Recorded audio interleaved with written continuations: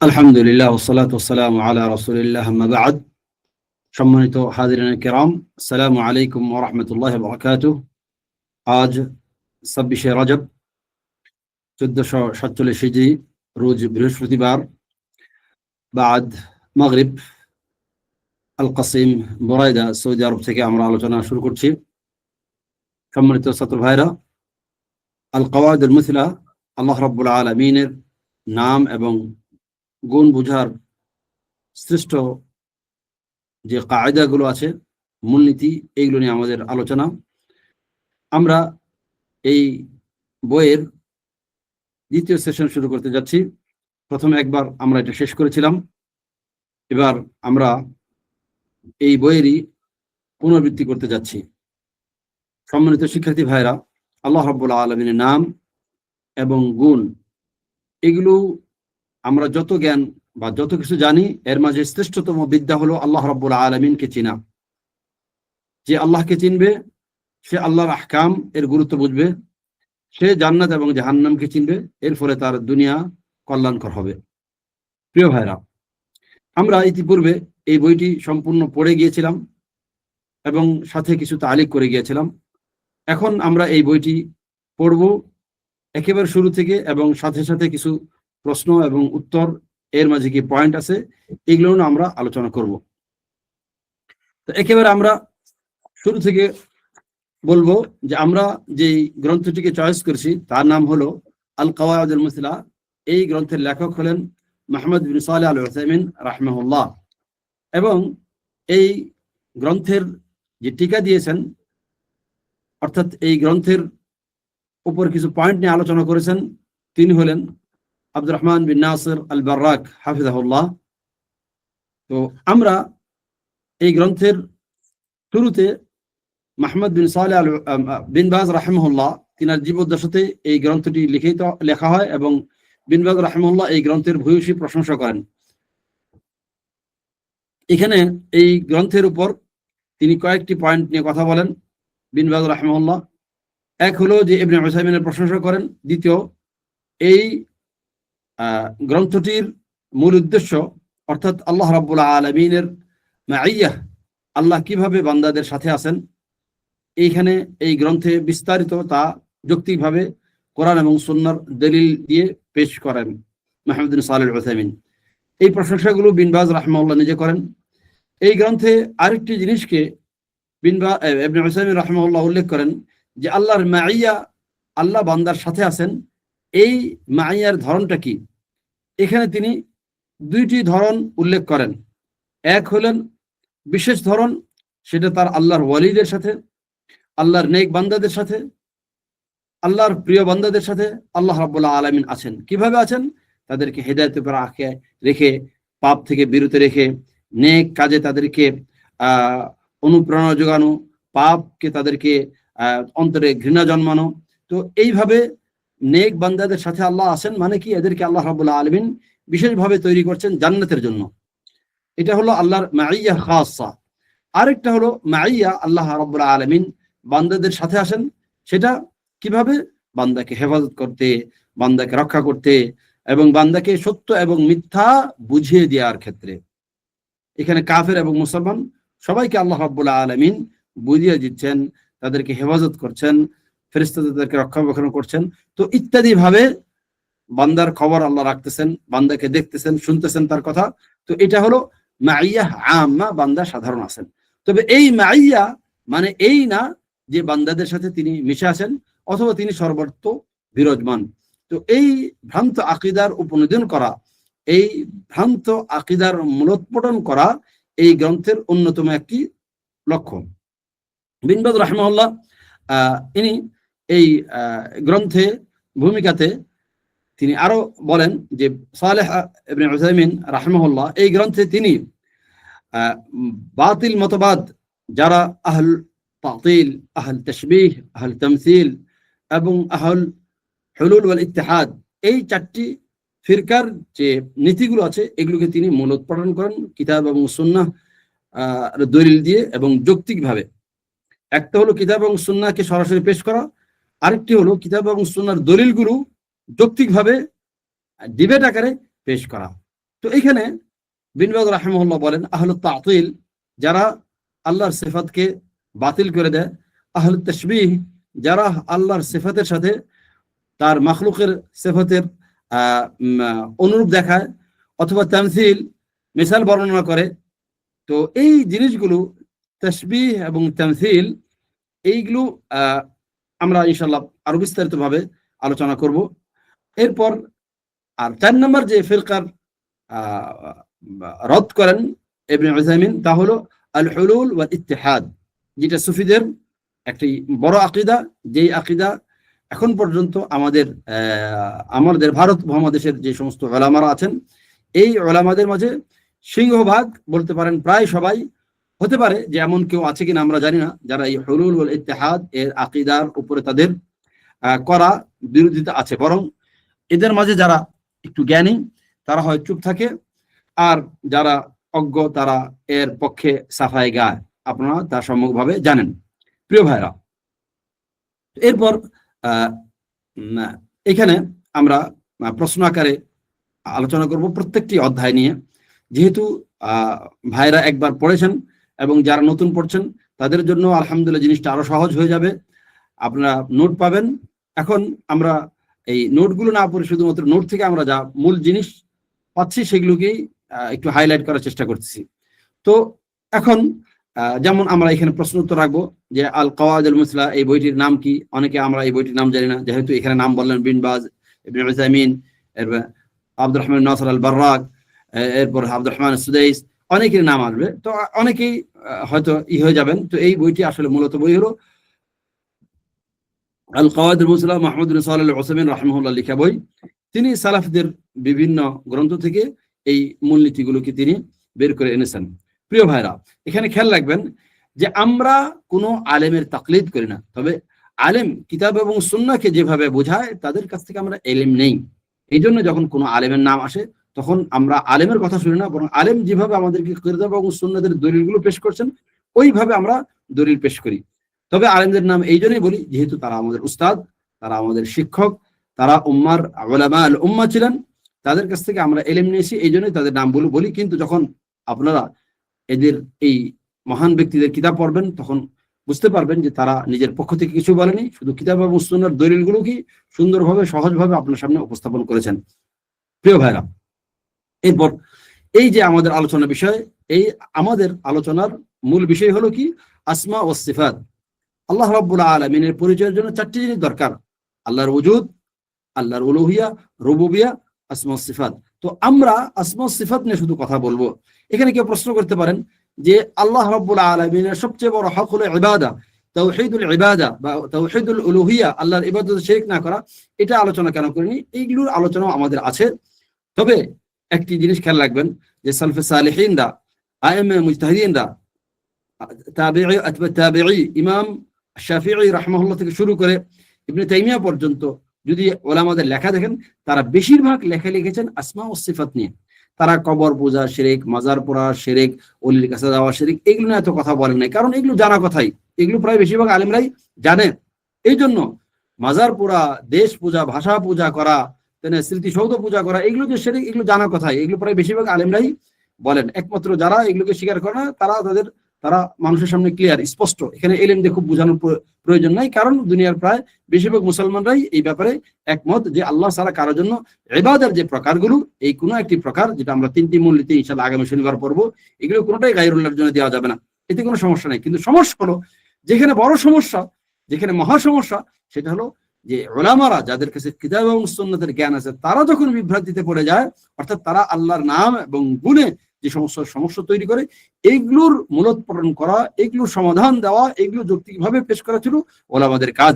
যেই আলোচনা প্রায় এখন দুনিয়া থেকে উঠে গেছে। এর ফলে বেদাতীরা তাদের বেদাতের কার্যক্রম চালিয়ে যাচ্ছে, বেদাতি মন মানসিকতা নিয়ে বই লিখতেছে, ওয়াজ করতেছে, এবং এইভাবেই লক্ষ লক্ষ না কোটি কোটি মানুষরা পড়াশোনা করতেছে, যার ফলে তারা দিন শিখতেছে, কোরআন হাদিস মুখস্থ করার পরেও তারা প্রকৃতপক্ষে দিনের বাইরেই থেকে যাচ্ছে।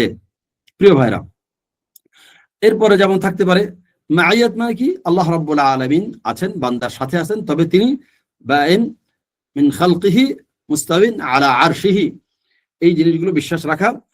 এরপর প্রশ্ন আসতে পারে যে এখানে কোন কোন ফিরকাগুলোর রদ করা হয়েছে, যেমন আহল তাতিল, যারা আল্লাহর গুণকে অস্বীকার করে, আল্লাহ তাহবির, আল্লাহ সৃষ্টির সামঞ্জস্য করে, আল্লাহ রাব্বুল আলামিনের তামসিল, মানুষের মতো বা মাখলুকের মতন আল্লাহকে চিন্তা করে, অথবা আল্লাহ বান্দার সাথে মিশে গেছেন সর্বত্র বিরাজমান ইত্যাদি জিনিসগুলো যারা বলে। প্রিয় ভাইরা, এখানে আমরা এমন ভাবে আলোচনা করছি যে আমাদের রেকর্ডগুলো যারা শুনবে, বই যারা পড়বে, তারা ইসলামের এই মহান জ্ঞান, যার চেয়ে আর উন্নত কোনো জ্ঞান হতেই পারে না, আল্লাহকে চেনা, আল্লাহকে চেনার এই জ্ঞানের এই মহান বইটি, আমি বারবার বলবো যে এই বইটির আলোচনা শোনার পর, পড়ার পর মনে হবে যে আজকেই হয়তো আমরা আল্লাহকে চিনতে পারছি, কেবলমাত্র আমরা আল্লাহকে চিনতে পারছি। প্রিয় ভাইরা, এই জন্য এই বই বা এই সংক্রান্ত বই আসমা ও সিফাতের যখন আলোচনা শুনবেন, তখন কোনো অবস্থাতেই বোর ফিল করবেন না, বরং বুঝতে পারবেন যে আল্লাহকে চেনা হলো আপনার দুনিয়ার সবচেয়ে সৌভাগ্য, এর চেয়ে আর কোনো বড় ভাগ্য কারো হতে পারে না। তো এই জন্য এই বইটির প্রত্যেকটা জিনিসগুলো আমরা বিস্তারিত আলোচনা করার প্রয়াস পাচ্ছি, চেষ্টা করতেছি, ওয়াবিল্লাহি তাওফীক। এখানে আমাদের এই বইটি যিনি সম্পাদনা করেছেন, তার কিছু কথা আমরা এখানে তুলে ধরেছি।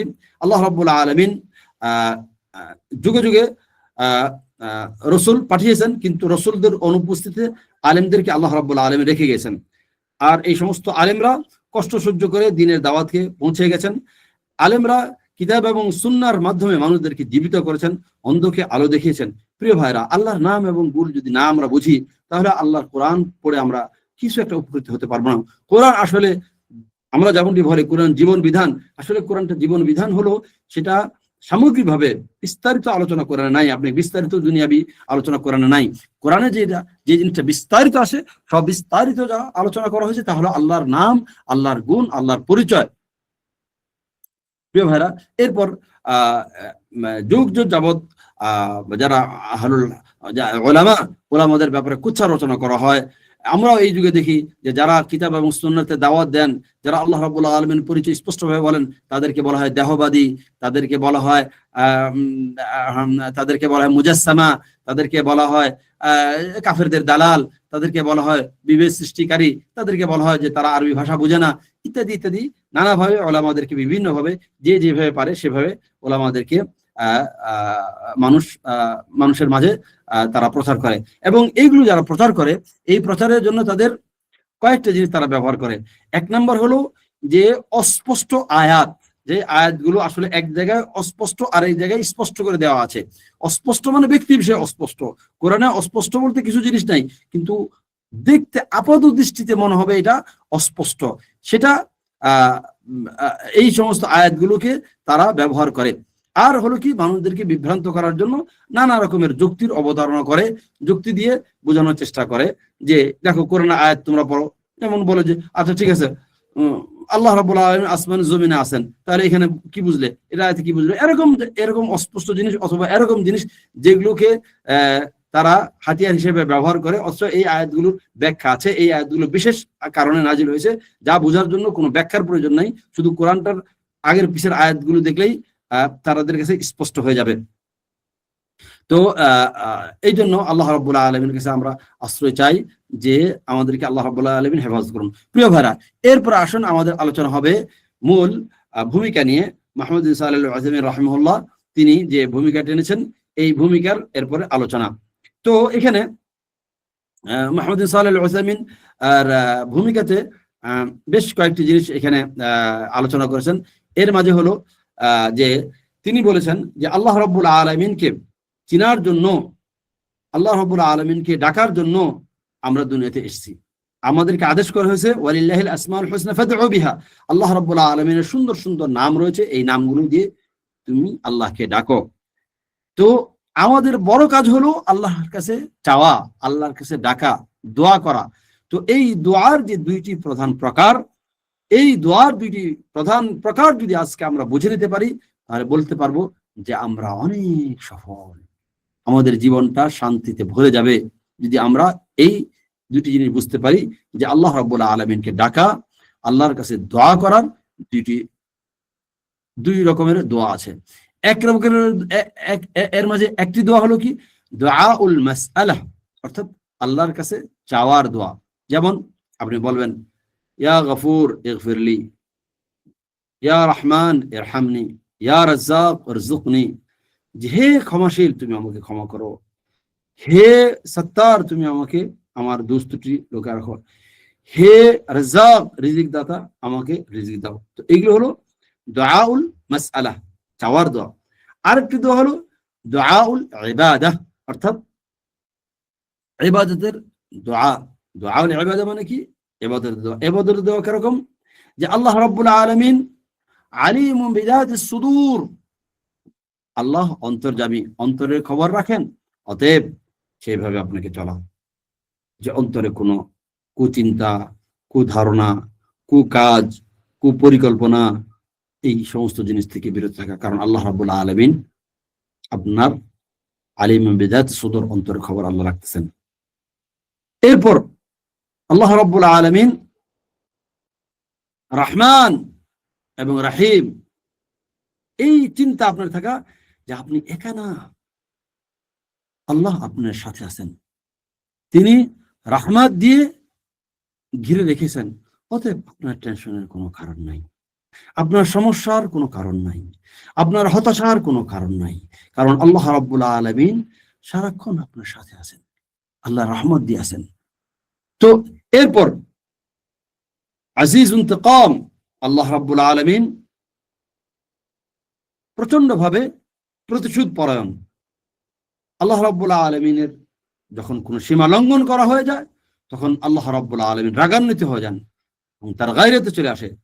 এটা যখন আপনার অন্তরে থাকবে, তখন আল্লাহর হুদুদ, আল্লাহর সীমারেখা কোনোভাবে আপনি লঙ্ঘন করবেন না। কারণ এখানে আপনার মাথায় আসতেছে যে আল্লাহ রাব্বুল আলামিন এতে মানে প্রচন্ড রাগান্বিত হয়ে যান এবং আল্লাহ রাব্বুল আলামিন প্রতিশোধ নেবেন বান্দার কাছ থেকে। তাহলে এই যে ইবাদত, মানে আল্লাহ রাব্বুল আলামিন এর যে নাম আছে, এই নামগুলো অনুযায়ী ইবাদত করা। তাওবা কেন করবেন? যেহেতু আল্লাহ তাওয়াব। জিকির কেন করবেন? যেহেতু আল্লাহ রাব্বুল আলামিন আপনার স্মরণ করবে। আল্লাহকে কেন ভয় পাবেন? যেহেতু আল্লাহ রাব্বুল আলামিন আপনার এই ভয়ের জন্য আপনাকে আল্লাহ বিনিময় দান করবেন। তো প্রিয় ভাইরা, তো এই জিনিসগুলো তাহলে বুঝতে পারলাম যে আল্লাহ রাব্বুল আলামিনকে চিনা, আল্লাহ রাব্বুল আলামিনকে জানা কত বড় গুরুত্বপূর্ণ কাজ। তো প্রিয় ভাইরা, এভাবে আমরা এই পুরো বইয়ের আলোচনা ইনশাআল্লাহ করব। ওয়াবিল্লাহি তাওফিক, আল্লাহ রাব্বুল আলামিন আমাদেরকে তৌফিক দান করুন। জি, আমরা এখন এই আল্লাহ রাব্বুল আলামিনকে চেনা, আল্লাহ রাব্বুল আলামিনকে জানার জন্য যে কায়দাগুলো আছে, এই কায়দাগুলোর মূল কায়দাতে চলে আসলাম। আল্লাহ রাব্বুল আলামিন আমাদের এখানে লেখক যেভাবে শুরু করেছেন, এর মাঝে প্রথম হলো আল্লাহ রাব্বুল আলামিনের নামগুলো জানা, আল্লাহর নামগুলো জানার মূলনীতি। তো আমি একটু খুব তাড়াতাড়ি আলোচনা করব, যেহেতু ইনশাআল্লাহ নোট থেকে আপনারা পড়ে নেবেন। প্রথম হলো আল্লাহ রাব্বুল আলামিনের আসমাউল্লাহি তাআলা কুল্লুহা হুসনা, আল্লাহর সমস্ত নামগুলো কি সুন্দরে পরিপূর্ণ। কারণ এই নামের মাঝে কোন রকমের নাকস ত্রুটি নাই, লা ইহতিমালান ওয়ালা তাকদীরান, না সেটা সম্ভব না সেটা কল্পনীয়। এই দাবি আমরা মানে আমাদের এই কিতাবের প্রতি পৃষ্ঠায় পৃষ্ঠায় তার প্রমাণ পাবো। যেমন আল্লাহ রাব্বুল আলামিনের একটি নাম হলো আল হাই, অর্থাৎ তিনি চিরঞ্জীব। এই এমন জীব, এমন চিরঞ্জীবী, এমন তার হায়াত যেটা কখনো ছিল না এমন না, এবং কখনো শেষ হয়ে যাবে তাও না, এবং এর মাঝে পূর্ণ জীবনের জন্য, হায়াতের জন্য যা লাগে তার সব এর মাঝে আসে। যেমন জ্ঞান, সমর্থ, শ্রবণ, দৃষ্টি ইত্যাদি ইত্যাদি। সুবহানাল্লাহ, সুবহানাল্লাহ। এটা হলো আল্লাহর একটা নাম, হাই। তো ইয়া হাইয়ু ইয়া কাইয়ুম, এই নামগুলো কেন আমাদেরকে সারাক্ষণ জপতে হবে? প্রিয় ভাইরা, আমরা এসেছি দুনিয়াতে আল্লাহর নাম স্মরণ করার জন্য। আমাদেরকে আল্লাহ দুনিয়াতে পাঠিয়েছেন আল্লাহ ডাকার জন্য। আল্লাহ আল্লাহ আল্লাহ আল্লাহ, সারাক্ষণ আল্লাহর নাম মুখে রাখার জন্য আমরা দুনিয়াতে এসেছি।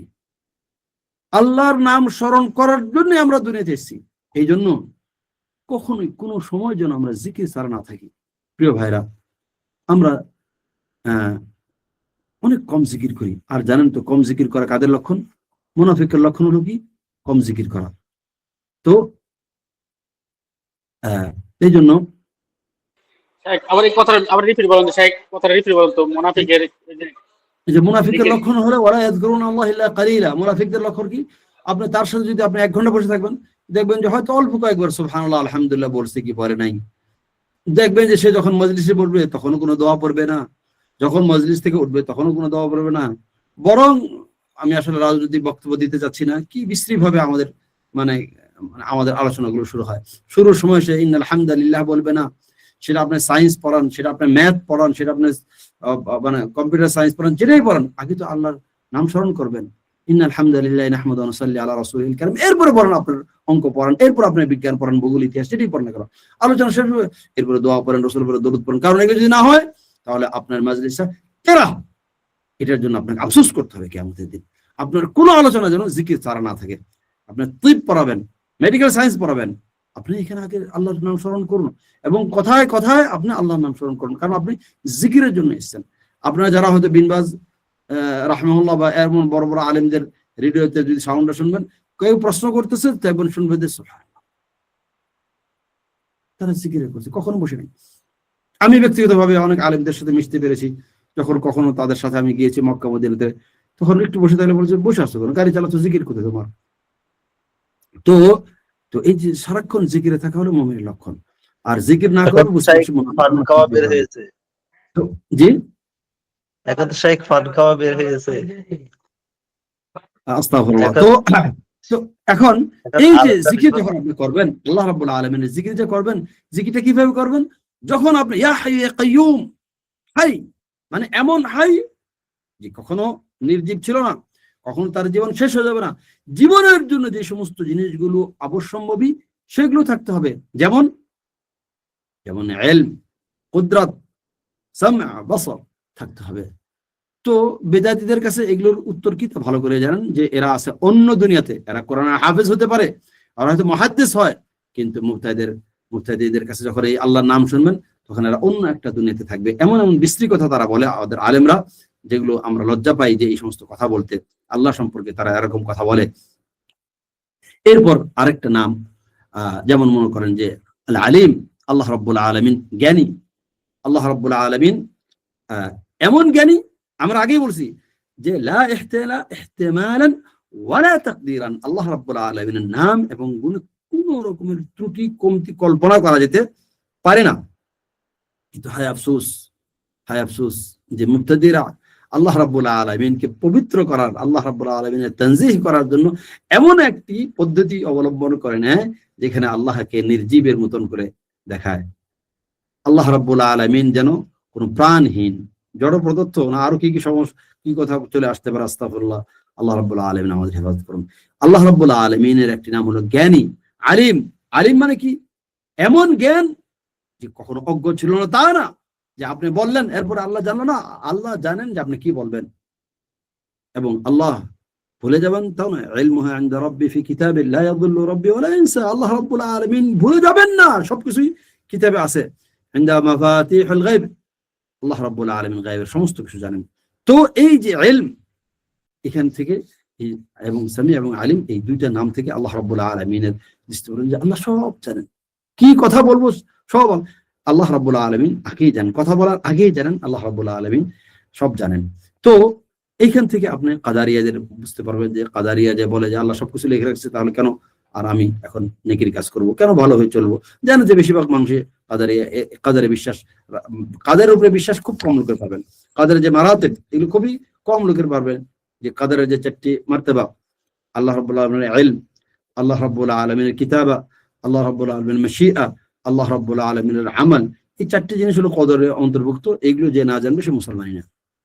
বরং প্রথম ফিতনাই হয় কাদারিয়াদের ফিতনা, যেটাকে আবু আব্দুর রহমান মানে আব্দুল ইবনে উমর রাদিয়াল্লাহু আনহু বলেছেন যে এরা ইসলামের বাইরে।